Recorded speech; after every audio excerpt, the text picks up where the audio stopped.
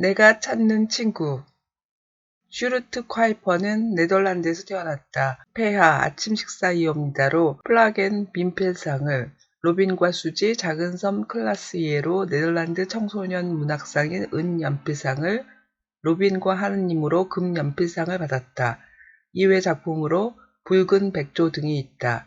내가 찾는 친구는 14개의 상을 수상했고 자국에서 텔레비전 시리즈와 영화로 만들어졌다.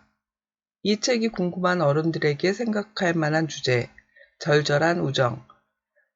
메스는 이제 막 초등학교에 입학했다. 메스와 팀은 유치원 때부터 단짝 친구이다.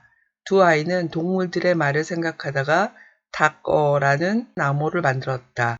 모든 모음을 오로 바꾸어서 말하는 것이다. 하루 종일은 호로 종울이 된다. 두 아이는 배를 잡고 깔깔대며 연습을 했다. 그런데 팀이 전학을 가게 되었다.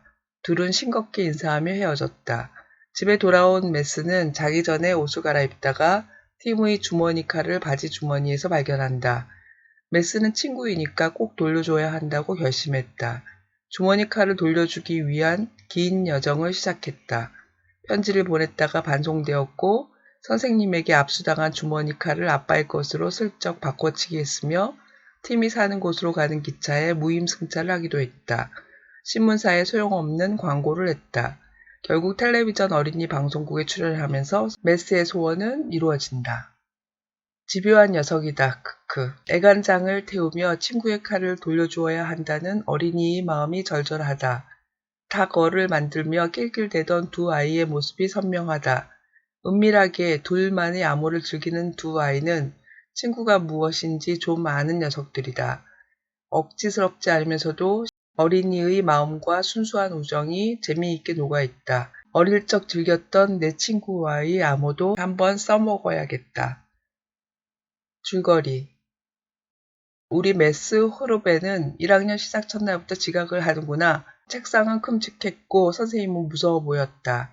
다행히 아이들은 유치원 때부터 알던 얼굴들이었다. 게다가 짝꿍은 팀이었다. 잘된 일이다. 자, 여러분도 빨리 배우고 싶지요? 네, 메스는 다른 아이들이 하는 대로 따라서 했다. 하지만 팀은 도리지를 치고 있었다. 메스는 팀에게 물었다. 너 읽는 거 안 배울 거야? 나 이사가 딴 학교로 전학 가야 해. 플레볼란트 주로 간대. 주가 다르면 배우는 것도 확 달라지거든.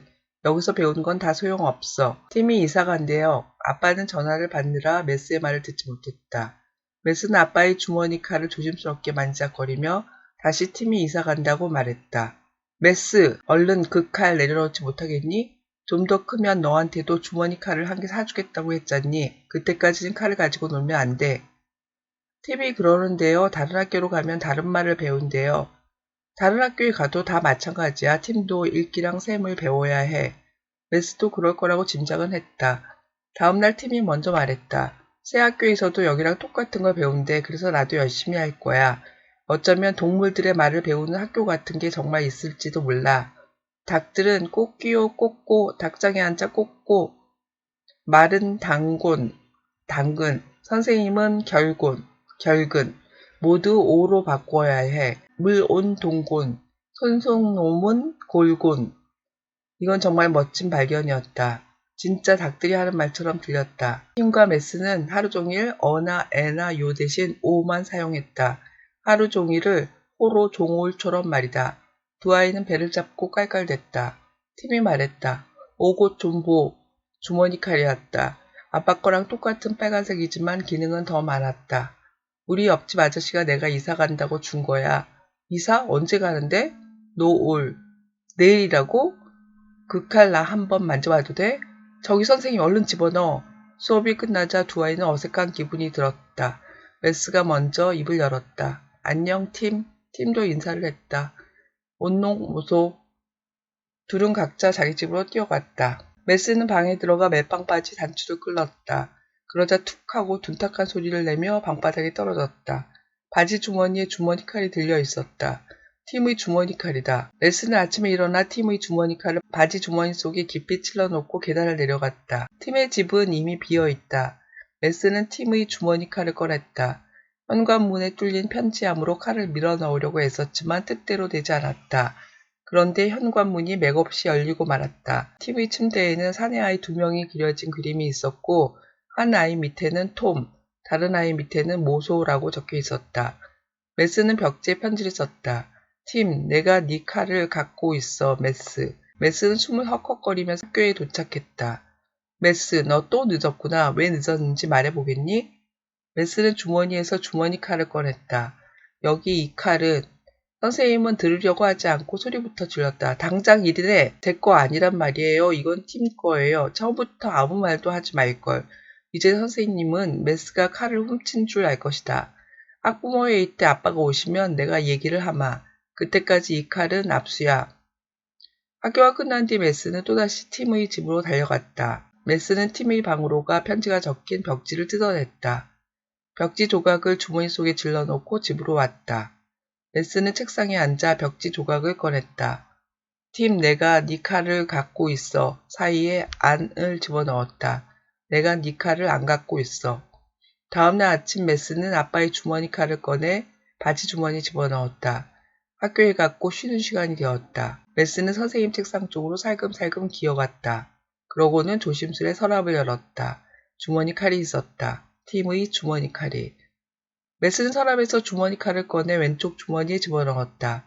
오른쪽 주머니에 있는 아빠의 주머니 칼을 꺼내 팀의 칼이 있던 자리에 내려놓았다. 그리고 운동장으로 나가 달리기 시작했다.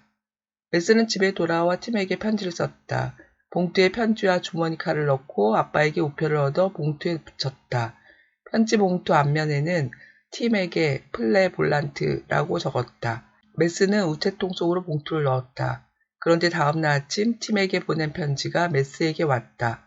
반송이라고 적혀 있었다. 텔레비전 어린이 뉴스에서 베아트릭스 여왕이 플레 볼란트 주에서 열리는 축제에 참석하기 위해 알메레에 도착했다는 소식을 전하고 있었다. 메스는 아빠에게 물었다. 알메레가 뭐예요? 알메레는 플레 볼란트 주의 중심 도시란다. 그 순간 메스 마음속에 어마어마하게 큰 계획이 그려지기 시작했다. 메스는 보물상자 안에 있던 주머니 칼과 편지를 꺼내고 저금통을 털어 동전을 모두 바지 주머니에 집어넣었다. 토요일 아침 9시. 아빠가 나도 곧 학교에 갈 거다. 그런데 너 어디 가니? 라고 했지만 메스는 대답도 하지 않고 나왔다. 이제 여행은 시작되었다. 버스가 기차역에 멈췄다.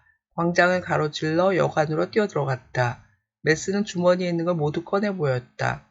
돈이 모자라는데 이거밖에 없으면 돌아오는 표는 못 사. 너가 여기 온 거 엄마는 아시니?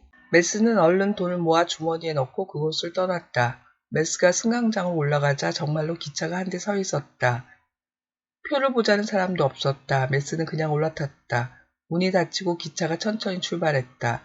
옆자리에 상냥한 아줌마가 앉았다. 나도 알메레에 간단다. 여왕님이 오늘 거기 계시잖니? 저는 팀을 찾을 거예요. 이사를 갔어요. 그런데 제가 팀의 물건을 가지고 있어요. 그걸 돌려주려고요. 보여드릴까요? 아, 근데 칼이 사라졌다. 메스는 곰곰이 생각했다. 눈물이 나오려고 했다. 메스가 저도 모르게 소리쳤다. 기차역에 두고 왔어요. 바로 그때 남자 목소리가 들렸다. 차표 검사하겠습니다. 이 애는 표가 없나요? 메스는 고개를 떨구고 눈물을 뚝뚝 흘렸다. 아주머니가 제가 알아서 할게요 했다. 아주머니는 메스와 함께 다음 정거장에서 내렸다. 아주머니는 메스를 돌아가는 기차에 태웠다. 분실물 보관소가 있어 거기 가서 물어보렴. 메스는 매표소 앞으로 갔다. 역시 기대는 실망으로 끝나고 말았다. 하지만 집에 오니 생각지도 못할 일이 메스를 반기고 있었다. 아빠가 팀의 칼을 찾아온 곳이다. 칼이다. 정말 다행이에요. 아빠가 말했다. 넌 아주 나쁜 짓을 저질렀어. 내 아들이 도둑이라니. 아빠는 내가 팀의 칼을 훔친 줄 알아. 이제 사실대로 다 말해야 해. 일부러 훔치려고 한 건 아니었어요. 선생님이 오시길래 칼을 얼른 바지 주머니에 숨긴 거예요. 선생님? 선생님이 우리 집에 언제 오셨는데? 대체 칼은 학교에 왜 가지고 갔는데? 제가 아니라 팀이 가져온 거예요.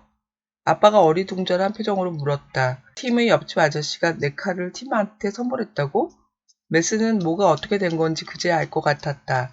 칼을 찬찬히 들여다보았다. 그것은 아빠의 칼이었다. 아빠는 오늘 학교에 갔고 선생님한테 칼 이야기를 들은 것이다. 맞아요. 아빠 칼은 제가 훔쳤어요. 드디어 실토를 하는구나. 오늘 아침에 선생님 앞에서 정말 창피해 죽는 줄 알았다. 내 아들이 도둑이라니. 선생님이 깜짝 선물 가지고 왔다. 아주 기쁜 선물을. 팀한테서 편지가 왔다.